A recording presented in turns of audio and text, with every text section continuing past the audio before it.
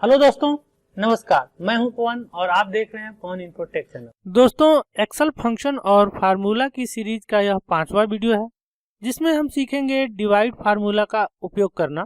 इसके पिछले वाले वीडियो में हमने सीखा था प्रोडक्ट फंक्शन का उपयोग करना। यदि वो वीडियो आपने नहीं देखी है तो इसी वीडियो के डिस्क्रिप्शन में हमने उसका लिंक रखा है, एक बार उस वीडियो को आप जरूर देखिए। चलिए अब शुरू करते हैं आज का वीडियो।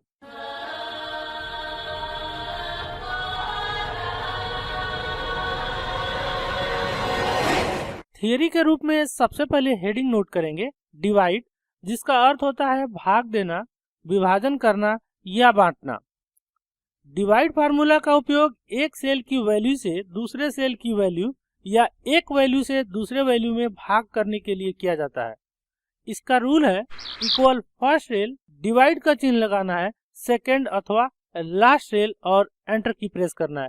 मीन्स दोस्तों, अगर जो आपके पास दो वैल्यू हो तो पहली वैल्यू को पहले सेल में टाइप करके और दूसरी वैल्यू को दूसरे सेल में टाइप कर जब उसमें आप भाग देना चाहते हैं तो किसी भी सेल के अंतर्गत आपको इक्वल का साइन लगाना है और सबसे पहले वाले सेल को सिलेक्ट करना है, डिवाइड का चिन्ह लगाना है और दूसरी वाली सेल या लास्ट सेल जो होगा उसे सिलेक्ट करके एंटर की प्रेस करेंगे, उसका आंसर आपको मिल जाएगा। चलिए दोस्तों, इसी नियम के आधार पर एक एग्जाम्पल देख लेते हैं। एग्जाम्पल के रूप में देखें दोस्तों तो 4 बुक्स का प्राइस RS 2000 है, तो 1 बुक का प्राइस क्या होगा। मीन्स दोस्तों 2000 रुपए में 4 पुस्तक मिलती हैं, तो एक बुक को खरीदने में कितना रुपया लगेगा। चलिए हम इसे एक्सेल वर्कशीट के अंतर्गत सीख लेते हैं कि इसका हम उपयोग कैसे करेंगे। दोस्तों, एक्सेल वर्कशीट के अंतर्गत इसकी गणना करने के लिए सबसे पहले हमें एक्सेल प्रोग्राम को ओपन करना होगा। उसके लिए आपको अपने कंप्यूटर के कीबोर्ड से विंडो प्लस R की प्रेस करना होगा। जैसे ऐसा करेंगे तो रन का डायलॉग बॉक्स आपके डेस्कटॉप स्क्रीन पर ओपन होकर आ जाएगा, जिसके अंतर्गत आपको टाइप करना है एक्सेल की स्पेलिंग मिला लेंगे दोस्तों, EXCEL, और एंटर की को प्रेस करेंगे या ओके को क्लिक करेंगे। जैसे ऐसा करेंगे तो एक्सेल का प्रोग्राम आपके डेस्कटॉप स्क्रीन पर ओपन होकर आ जाएगा स्टार्टअप विंडो के साथ, जैसा कि अभी आप हमारे डेस्कटॉप स्क्रीन पर देख रहे हैं। यदि दोस्तों आप किसी पुराने एक्सेल की फाइल पर कार्य करना चाहते हैं तो लेफ्ट हैंड साइड में रिसेंट के अंतर्गत वो सभी फाइलें दिख जाएंगी जिस पर आपने हाल ही में कार्य किया होगा।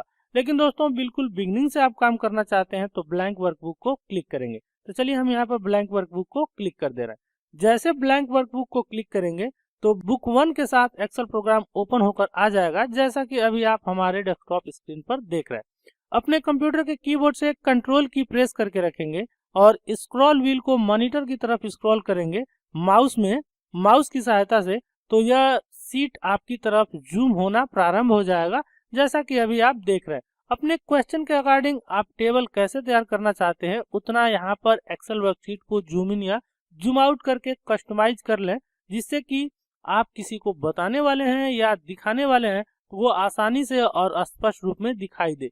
तो हमने दोस्तों यहाँ पे 280% तक जूम करके रखा है। साथ ही साथ हम आपको बता दें कि एक्सेल के अंतर्गत किसी भी एक्सेल सीट को 10% तक जूम आउट और 400% तक जूम इन कर सकते हैं। अब दोस्तों क्वेश्चन को सॉल्व करने के लिए सबसे पहले हमें टेबल बनाना होगा। टेबल बनाने के लिए सबसे पहले हम पहले सेल में हेडिंग दे देंगे आइटम्स नेम। क्योंकि हम कौन सा आइटम या प्रोडक्ट परचेज कर रहे हैं उसके लिए हमें हेडिंग बनाना कंपलसरी होता है। एक सेल में जब हमने कोई भी कैरेक्टर टाइप कर दिया है, अगले सेल में हम जाना चाहते होंगे तो टैब की को प्रेस करेंगे। जैसे टैब की प्रेस करेंगे अगले वाले खाने में चले जाएंगे। यहाँ पर दोस्तों हम क्वांटिटी का उपयोग करेंगे, तो हमने टाइप करा क्वांटिटी। पुनः टैब की प्रेस करेंगे अगले खाने में जाने के लिए और यहाँ पर हम टाइप करेंगे प्राइस, यानी कि उस वस्तु की कीमत कितनी है। पुनः हम टैब की प्रेस करेंगे अगले खाने में जाने के लिए और हमें यहाँ पर क्या निकालना है वो कोई भी एक हेडिंग दे देंगे, जिससे कि हमें आसानी से पता लग जाए कि यहाँ पर कौन सा आंसर वाला सेल है। तो हमने यहाँ पे टाइप करा price of 1 item. Price of 1 item type करने के बाद से एंटर की प्रेस करेंगे। हमारा कर्सर बिल्कुल ही शुरू वाले खाने के बिल्कुल नीचे चला जाएगा, जहाँ पर अब आपको अपने आइटम का नाम टाइप करना है। तो हमने यहाँ पर टाइप करा बुक, क्योंकि हम बुक परचेज कर रहे थे। टैब की प्रेस करेंगे, क्वांटिटी 4 था, प्राइस 2000 रुपए थे। मीन्स दोस्तों कि 4 बुक्स की कीमत थी 2000 रुपए। हमें एक बुक की प्राइस निकालनी है। तो सबसे पहले दोस्तों इसे हम व्यवस्थित कर लेते हैं। व्यवस्थित करने के लिए सबसे पहले वाले सेल को सिलेक्ट करें और अंत वाले सेल तक डायगोनल जाएं, और जब पूरा का पूरा सिलेक्शन आपको एक सिलेक्शन में दिखाई दे तो यहाँ पर सेंटर को क्लिक कर दें। सेंटर को क्लिक करने के बाद दोस्तों दो कॉलम के बीच में जो डिवाइडर है उसे डबल क्लिक करते जाएं, जिससे कि यह ऑटो एडजस्ट हो जाए, जितनी आवश्यकता हो उतने में ही सेल आपको यहाँ पर डिस्प्ले हो। यदि आपको इसका फॉन्ट का स्टाइल चेंज करना हो तो इन्हें सेलेक्ट करें और फॉन्ट फैमिली के अंतर्गत अपने पसंदीदा फॉन्ट का नाम टाइप करके एंटर की प्रेस करें। यदि साइज चेंज करनी हो तो साइज भी चेंज कर सकते हैं, या अगर इसका कलर बदलना चाहते हैं, बैकग्राउंड कलर बदलना चाहते हैं, बोल्ड करना चाहते हैं, अंडरलाइन करना चाहते हैं तो आप यहाँ से कर सकते हैं।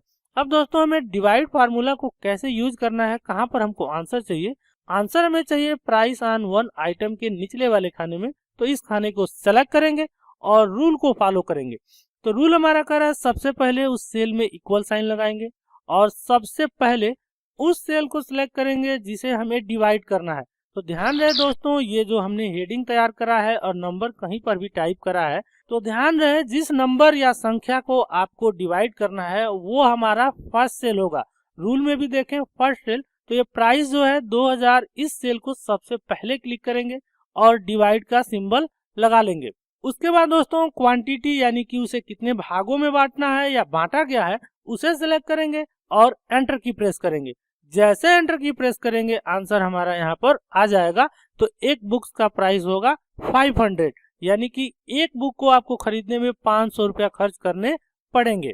ऐसे ही दोस्तों अगर जो आपको टेबल तैयार नहीं करना है और करंट टाइम में किसी भी नंबर में आपको किसी भी नंबर से भाग देना है या फिर उसे डिवाइड करके यह जानना है कि एक वस्तु की कीमत या एक दिन की मजदूरी या किसी भी तरह का क्वेश्चन हो जिसे डिवाइड करना हो और चलते चलते में यूं ही अगर जो आपको देखना हो, तो उसके लिए दोस्तों बहुत ही आसान है कि किसी भी सेल में आप इक्वल साइन लगाएं, फर्स्ट नंबर जिसको डिवाइड करना है, डिवाइड लगाना है, कितने भाग में डिवाइड करना है वो नंबर टाइप करके एंटर करना है। इसी के आधार पर चलिए हम सबसे पहले एक एग्जाम्पल देख लेते हैं, फिर एक्सेल वर्कशीट के अंतर्गत हम इसे कैलकुलेट करके देखेंगे। एग्जाम्पल है, किसी कार्य को करने पर 10 मजदूरों को उनकी मजदूरी रुपया 15,000 मिला तो एक मजदूर की मजदूरी क्या होगी। मतलब दोस्तों एक कार्य को करने के लिए 10 मजदूरों को लगाया गया जिसमें एक ही बार मजदूरी 15,000 दे दिया गया। अब उनमें से डिवाइड करके यह बताना है कि एक मजदूर को कितनी मजदूरी मिली होगी। उसके लिए सिंपल दोस्तों आपको ये नोट करके रखना है, 15,000 हमारी वैल्यू है और उसे डिवाइड करना है 10 भागों में। जैसे हम इसे 10 भाग में डिवाइड करेंगे तो एक का मजदूरी हमें मिल जाएगा। तो चलिए अब चलते हैं एक्सेल वर्कशीट के अंतर्गत। यहाँ पर दोस्तों आपको किसी भी सेल के अंतर्गत इक्वल का साइन लगाना है। उसके बाद मजदूरी कितनी है 15,000, इसे ही डिवाइड करना है। तो हमने टाइप कर लिया 15,000, डिवाइड का चिन्ह लगाना है, इसको फॉरवर्ड स्लैश या स्लैश भी आप बोल सकते हैं। और इसे कितने भागों में बांटना था 10 भागों में, तो हमने 10 टाइप करा और एंटर की प्रेस करेंगे। जैसे एंटर की प्रेस करेंगे यहाँ पर आंसर आ जाएगा। एक मजदूर की मजदूरी होगी 1500, यानी कि इस तरह 10 मजदूरों को 1500 दिया जाएगा तो टोटल मजदूरी हो जाएगी 15,000। और हमें यहाँ पर निकालना था एक मजदूर की मजदूरी क्या होगी, तो यहाँ पर मजदूरी मिल रही है 1500। दोस्तों आशा करते हैं यह वीडियो आपको पसंद आया होगा। वीडियो पसंद आया तो वीडियो को लाइक कीजिए, चैनल पर नए हैं तो सब्सक्राइब कर लीजिए। मिलते हैं आपको new video, new formula, new tips and trick के साथ। तब तक के लिए नमस्कार, जय हिंद, जय भारत।